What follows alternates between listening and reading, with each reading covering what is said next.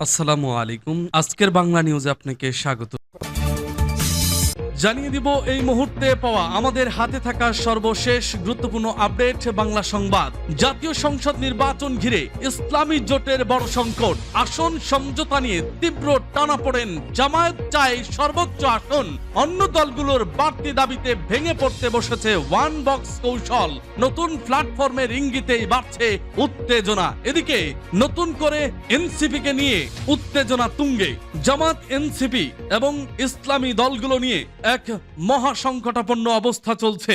এদের মধ্যে আসন ভাগাভাগি নিয়ে এক চরম বিঘ্ন অবস্থা। কোন দিকে রাজনৈতিক কৌশল গড়ায় দর্শক এখন বলা মুশকিল। তবে জানতে হলে অবশ্যই দর্শককে আমাদের চ্যানেল বাংলা নিউজ লাইভে চোখ রাখতে হবে। প্রতিনিয়তই, প্রতি সেকেন্ডে, প্রতি মুহূর্তে আমরা আপনাদের সাথে আপডেট নিয়ে হাজির হব ইনশাআল্লাহ।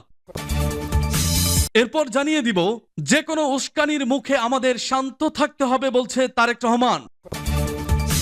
আরো জানিয়ে দিব তারেক রহমানের পরিকল্পনার উপর নজর রাখবে জামায়াত বলছে শফিকুর রহমান। আরো জানিয়ে দিব মাত্র ৩০ আসনে এনসিপি জামায়াতের জোটে গেলে ব্যাপারটা আত্মঘাতী বলছে রিফাত রশিদ। এবং জানিয়ে দিব বিশেষ চেয়ার ছেড়ে সাধারণ চেয়ারে বসলেন তারেক রহমান। সর্বশেষ জানিয়ে দিব তারেক রহমান দেশে ফেরায় নির্বাচন নিয়ে সংখ্যা দূর হলো বলছে আক্তার হোসেন। দর্শক শুনছিলেন এতক্ষণ বাংলা সংবাদের প্রধান শিরোনাম। এবার জানিয়ে দিব বিস্তারিত। তবে তার আগে অনুরোধ থাকবে ভিডিওটিতে একটি লাইক এবং কমেন্টস করে জানিয়ে দিন আজকের এই ভিডিও সম্পর্কে আপনার মূল্যবান মতামত। আর অবশ্যই এই ভিডিওটি আপনার ফেসবুক সোশ্যাল মিডিয়ায় শেয়ার দিয়ে ছড়িয়ে দিন। আর জানিয়ে দিন আপনি কোন জেলা থেকে বা কোথা থেকে আমাদের সংবাদটি শুনছেন এবং দেখছেন। অনুরোধ থাকবে আপনি যদি আমাদের এই চ্যানেলটিতে নতুন হয়ে থাকেন তাহলে অবশ্যই চ্যানেলটি সাবস্ক্রাইব করে পরবর্তী আপডেট সংবাদ পেতে চোখ রাখুন বাংলা নিউজ লাইভে। আসন্ন জাতীয় সংসদ নির্বাচনে আসন সমঝোতার ভিত্তিতে অংশগ্রহণের জন্য দীর্ঘদিন ধরে এই প্রক্রিয়া চালাচ্ছে জামায়াতে ইসলামী ও ইসলামী আন্দোলন সহ ৮টি দল। ইসলামী দলগুলোর ভোট এক প্ল্যাটফর্মে নিয়ে সরকার গঠনের টার্গেটে এগোতে চেয়েছিল তারা। তবে শেষ মুহূর্তে এসে আসন ভাগাভাগি নিয়ে বড় জটিলতা দেখা দিয়েছে। সংশ্লিষ্ট লিয়াজো কমিটির দফায় দফায় বৈঠক হয়েও একক প্রার্থী চূড়ান্ত করা যায়নি। বিশেষ করে ইসলামী আন্দোলন ও বাংলাদেশ খেলাফত মজলিসের আসন প্রত্যাশা অনেক বেশি হওয়ায় পরিস্থিতি আরো জটিল হয়েছে। এই অবস্থায় সবচেয়ে বেশি চাপের মুখে রয়েছে জামায়াতে ইসলামী। অন্যদের দাবি পূরণ করলে জামায়াতের আসন কমে যাওয়ার সংখ্যা তৈরি হয়েছে। আবার প্রত্যাশা অনুযায়ী আসন না পেলে কয়েকটি দল বিকল্প সিদ্ধান্ত ও আলাদা প্ল্যাটফর্মের চিন্তাও করছে বলে জানা গেছে। অনেকেই মনে করছেন এর পিছনে বিশেষ কোনো মহলের আশ্বাসও থাকতে পারে। তবে সব পক্ষই এখনো সমঝোতার ভিত্তিতে নির্বাচনে যাওয়ার পক্ষে এবং অনেক নেতা মনে করছেন আগামীকালকের বৈঠকেই কোনো না কোনো সমাধান আসতে পারে, না হলে মনোনয়ন প্রত্যাহার পর্যন্ত অপেক্ষা করতে হতে পারে। এদিকে ৮ দলের এই সমঝোতার জটিলতার মধ্যেই নতুন করে আলোচনায় এসেছে জাতীয় নাগরিক পার্টি এনসিপি, যাদেরও অর্ধশতাধিক আসনের প্রত্যাশা রয়েছে। জামায়াত নেতারা বলেছেন আলোচনা ভালোভাবে এগোচ্ছে, সবাই ছাড় দেবে এবং ঐক্য অটুট রাখতেই তারা কাজ করছেন। তবে সূত্র বলছে ইসলামী আন্দোলন শতাধিক আসন ও খেলাফত মজলিস 25 থেকে 30টি আসন দাবি করেছে। অন্য অংশ বেশ কয়েকটি আসন চাইছে। ফলে জামায়াতের কাঙ্ক্ষিত আসন সংখ্যা কমে যাওয়ার ঝুঁকি তৈরি হয়েছে। অন্যদিকে জামায়াত অন্তত 200 আসনে নির্বাচন করতে চায়। এটাই সংকটের মূল বড় পয়েন্ট। সূত্র আরো জানায় একটি বিশেষ মহল থেকে ইসলামী আন্দোলন ও খেলাফত মজলিসকে আলাদা লড়াইয়ের পরামর্শ দেওয়া হয়েছে এবং নির্ধারিত আসনে জয়ের আশ্বাসও দেওয়া হতে পারে। তাই তারা আলাদা যাওয়ার কথাও ভাবছে। ইসলামী আন্দোলনের একজন সহকারী মহাসচিব জানান তারা 120টি আসনের সমঝোতা চেয়েছেন এবং শতাধিক আসন না হলে সমস্যা হবে। তবে এনসিপি যুক্ত হলে কিছুটা সমঝোতা করা যেতে পারে। এদিকে খেলাফত মজলিসও সম্মানজনক আসন না পেলে বিকল্প ভাবনা রাখতে পারে বলে জানিয়েছে। তবে ইসলামী আন্দোলনের মহাসচিব জানিয়েছেন এখনো আলোচনা চলছে। এনসিপি সহ আরো কয়েকটি দল যোগাযোগ করছে, এখনো জটিলতা চূড়ান্ত রূপ নেয়নি। খেলাফত মজলিসের নেতারাও বলছেন তারা ঐক্য ভাঙতে চান না, তবে সম্মানজনক আসন চায়। এখন পর্যন্ত তাদের প্রায় 60% দাবি পূরণ হয়েছে। 80% পূরণ হলেই তারা সন্তুষ্ট থাকবে।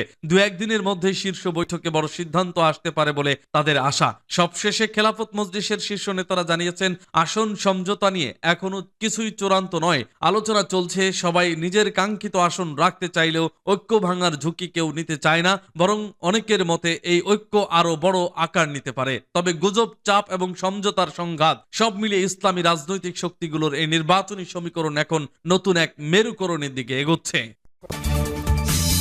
যে কোনো উস্কানির মুখে আমাদের শান্ত থাকতে হবে বলছে তারেক রহমান। যে কোনো উস্কানির মুখে নেতাকর্মী সহ দেশবাসীকে শান্ত থাকার আহ্বান জানিয়েছেন বিএনপির ভারপ্রাপ্ত চেয়ারম্যান তারেক রহমান। তিনি বলেছেন, আমাদের দেশের শান্তি শৃঙ্খলা ধরে রাখতে হবে, যে কোনো মূল্যে যে কোনো বিশৃঙ্খলা পরিত্যাগ করতে হবে, যে কোনো উস্কানির মুখে আমাদের শান্ত থাকতে হবে। বৃহস্পতিবার বিকেলে রাজধানীর পূর্বাঞ্চলে ৩৬ জুলাই এক্সপ্রেস ওয়েতে বিএনপি আয়োজিত সংবর্ধনা অনুষ্ঠানে বক্তৃতাকালে তিনি একথা বলেন। তারেক রহমান দীর্ঘ ১৭ বছরের নির্বাসিত জীবনের অবসান ঘটিয়ে বিমান বাংলাদেশ এয়ারলাইন্সের একটি ফ্লাইটে বেলা ১১টা ৪৪ ঢাকায় ফেরেন। পরে লাখো জনতাকে অভিবাদন জানাতে মঞ্চে এসে পৌঁছান বিকেল ৩:৪টার দিকে। এরপর বিএনপির জ্যেষ্ঠ নেতাদের নিয়ে মঞ্চে আসন নেন। পরবর্তীতে তাকে স্বাগত জানিয়ে বক্তব্য রাখার আহ্বান জানান বিএনপির স্থায়ী কমিটির সদস্য সালাউদ্দিন আহমেদ। তারেক রহমান বলেন, যেসব জাতীয় নেতৃবৃন্দ এই মঞ্চে আছেন, এই মঞ্চের বাইরে যেসব জাতীয় আরো নেতৃবৃন্দ আছেন, আমরা সবাই মিলে এই দেশকে নেতৃত্ব দিয়ে আমাদের বাংলাদেশের জনগণের প্রত্যাশিত বাংলাদেশ আমরা গড়ে তুলতে চাই। যে কোনো মূল্যে আমাদের এই দেশের শান্তি শৃঙ্খলা রক্ষা করতে হবে, যে কোনো উস্কানির মুখে আমাদের শান্ত থাকতে হবে। আমরা দেশে শান্তি চাই, আমরা দেশে শান্তি চাই, আমরা দেশে শান্তি চাই।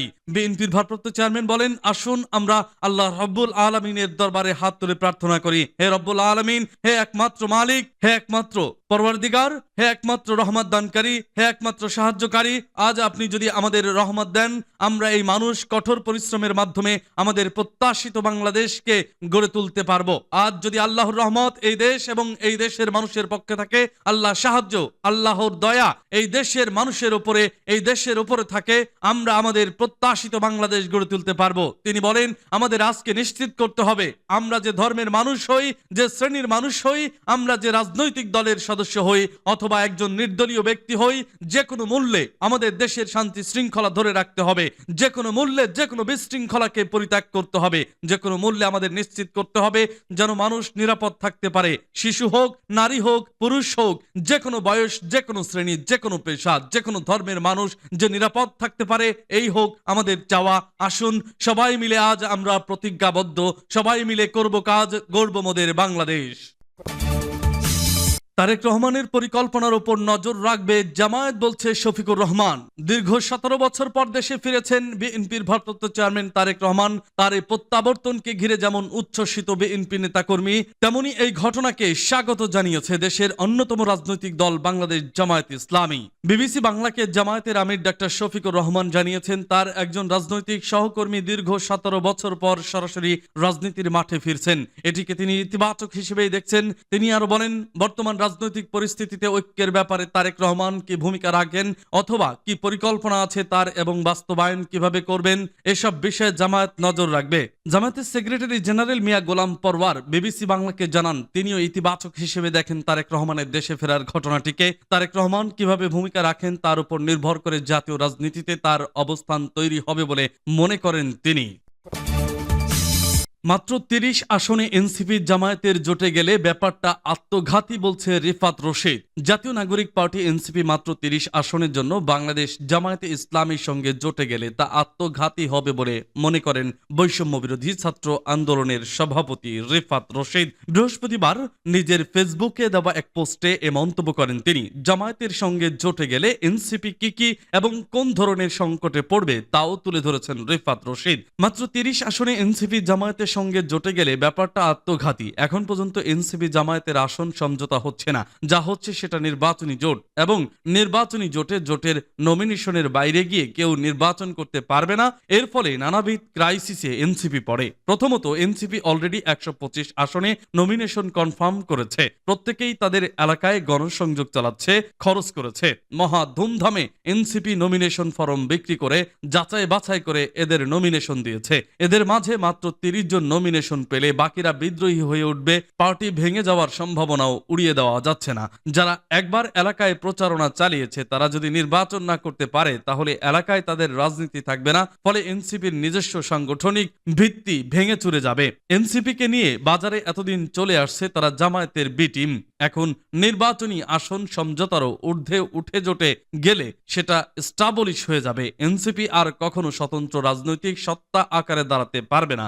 মানুষ আর কখনো বিশ্বাস করবে না জামায়াত আর এনসিপি আলাদা, ফলে এনসিপির স্বতন্ত্র রাজনৈতিক যাত্রার ইতি টানা হয়ে যাবে। সে আর স্বতন্ত্রভাবে রাজনীতি করতে পারবে না। সেই সঙ্গে জুলাই অভ্যুত্থান ও তার রাজনীতিকে পুরোপুরি জামায়াতের কাছে হ্যান্ড ওভার করে দেওয়া হবে।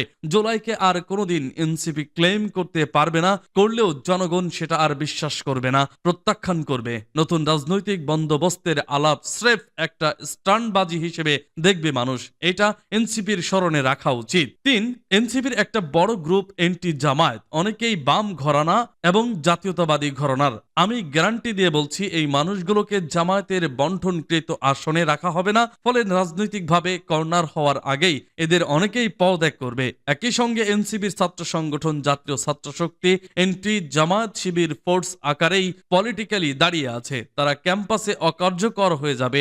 যদি এমন জোট আগেই হতো তাহলে শিবিরের সঙ্গে লিয়াজো করে ছাত্র সংসদ নির্বাচনে তৎকালীন বাক্সাস বেশ অনেকগুলো টপ পদ নিয়ে আসতে পারত।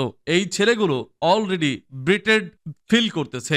এদেরকে রাজনৈতিকভাবে অ্যাকোমোডেট করা এনসিপির জন্য প্রায় অসম্ভব কাজ হয়ে যাবে। ক্যাম্পাসগুলোতে এনসিপির ছাত্র সংগঠন না দাঁড়ালে এনসিপি রাজনৈতিকভাবে হারিয়ে যাবে। 4, 71-এর জামায়াতের ঐতিহাসিক দায়, সাম্প্রতিক মবক্রেসি, বিভিন্ন ধর্ম ও কমিউনিটির বিরোধিতা সহ এসব ক্ষেত্রে জামায়াতের পজিশনকেই এনসিপির পজিশন হিসেবে গণ্য করা হবে। এনসিপিও জোটের ঐক্য নিশ্চিতে এসবের সমর্থন জানাবে। ফলত এনসিপির ইনক্লুসিভ পলিটিক্সের বয়ান শেষ হয়ে যাবে। 5, এনসিপির জামাতপন্থী বেল্টের হাতে পার্টির নেতৃত্ব চলে যাবে। ফলে এনসিপির ক্ষেত্রে যে রেমার ছিল এই পার্টির নেতৃত্ব বাংলা মোটর না বরং মগবাজারের শুরা কাউন্সিলের থেকে আসে, সেটা সত্য হিসেবে প্রমাণিত হবে। এর ফলে জামায়াতের বাইরে এনসিপির নিজস্ব কোনো রাজনীতি থাকবে না। আমি ব্যক্তিগতভাবে মনে করি এনসিপির স্বতন্ত্র নির্বাচন করা উচিত। সম্ভব হলে এনসিপির নেতৃত্বের 3 দলীয় জোটে আরো দল বাড়ানো উচিত। আরো যদি জামায়াতের সঙ্গে যেতেই হয় নির্বাচনী সমঝোতায় যাওয়া উচিত। 30 আসনে সমঝোতা হলে বাকি আসনগুলোতে এনসিপির ক্যান্ডিডেটরা যাতে নির্বাচনে প্রার্থী হিসেবে দাঁড়িয়ে এলাকায় শক্ত সাংগঠনিক বেসমেন্ট তৈরি করতে পারে সেদিকে ফোকাস করতে হবে। এনসিপি যদি জামায়াতের সঙ্গে জোটে যায় তাহলে এই দলটি অঙ্কুরেই বিনষ্ট হবে কিছু মানুষের মাত্রাতিরিক্ত ক্ষমতার খায়েশের জন্য। সবশেষে রিফাত রশিদ তার ফেসবুকে লেখেন, বাংলাদেশের বাস্তবতা হলো সারা দেশে এনসিপি কমপক্ষে 5% ভোট পাবে যদি কেউ নির্বাচনে নাও যেতে। এটা হলেও কমপক্ষে 5 জন উচ্চকক্ষে এমপি হইতে পারতেছে। এইটা করতে পারলেও এনসিপি পলিটিক্যালি দাঁড়িয়ে থাকবে, কিন্তু জোট করলে এনসিপির রাজনীতি শেষ। এই ছোট্ট জিনিসটা যত দ্রুত এনসিপি বুঝবে ততই ভালো। একজন শুভাকাঙ্ক্ষী হিসেবে এইটুকুই বলতেছি যে আপনাদের শুভবুদ্ধির উদয় হোক। বিশেষ চেয়ার ছেড়ে সাধারণ চেয়ারে বসলেন তারেক রহমান। দেশে ফিরে লাখ লাখ মানুষের উপস্থিতিতে রাজধানীর পূর্বাঞ্চলে জুলাই 36 এক্সপ্রেসওয়েতে আয়োজিত গণসংবর্ধনা মঞ্চে যান বিএনপির ভারপ্রাপ্ত চেয়ারম্যান তারেক রহমান। মঞ্চে নির্ধারিত বিশেষ চেয়ার ছেড়ে সাধারণ একটি চেয়ারে বসে উপস্থিত নেতা কর্মী ও সাধারণ মানুষের দৃষ্টি কাড়েন তিনি। বৃহস্পতিবার আয়োজিত গণসংবর্ধনা অনুষ্ঠানে এই দৃশ্য দেখা যায়। অনুষ্ঠান স্থলে তারেক রহমানের জন্য আলাদা ও বিশেষভাবে সাজানো চেয়ার রাখা হলেও তিনি সেখানে না বসে সাধারণ চেয়ারে বসে কর্মসূচিতে অংশ নেন। এরপর সামনে থাকা লাখো জনতার উদ্দেশ্যে হাত নাড়ান তিনি। সমাবেশ স্থলে তার জন্য রাখা হয়েছিল একটি রাজকীয় চেয়ার। চেয়ারে আরাম করে বসার জন্য ছিল ফোম যা সাদা কাপড়ে মোড়ানো, তবে সেই চেয়ারে তিনি বসেননি। তিনি এসব রাজকীয় চেয়ারের বদলে সাধারণ চেয়ার আনার জন্য বলেন। এরপর পাশেই থাকা একটি সাধারণ চেয়ারে আনেন সিএসএফ এর চেয়ারপারসন সিকিউরিটি ফোর্স একজন সদস্য। এ সময় বিএনপির স্থায়ী কমিটির সদস্য সালাউদ্দিন আহমেদ পাশেই দাঁড়িয়েছিলেন। অন্যদিকে মঞ্চে সংক্ষিপ্ত বক্তব্য দিচ্ছিলেন বিএনপির মহাসচিব মির্জা ফখরুল ইসলাম আলমগীর। তারেক রহমানের বাম পাশে বসেছিলেন বিএনপির স্থায়ী কমিটির সদস্য মির্জা আব্বাস। এর আগে লাখো জনতার মাঝ দিয়ে সংবর্ধনা মঞ্চের দিকে এগিয়ে যান তিনি। বিমানবন্দর থেকে তিনি রওনা দেন রাজধানীর 300 ফিট এলাকার সংবর্ধনা স্থলে। রাস্তায় উপস্থিত বিপুল জনতার ঢল মধ্য দিয়ে রাজধানীর পূর্বাঞ্চলে গণসংবর্ধনা স্থলে ফলে এগিয়ে যায় তারেক রহমানের বাস। পরে মঞ্চে ওঠেন বিএনপির ভারপ্রাপ্ত চেয়ারম্যান।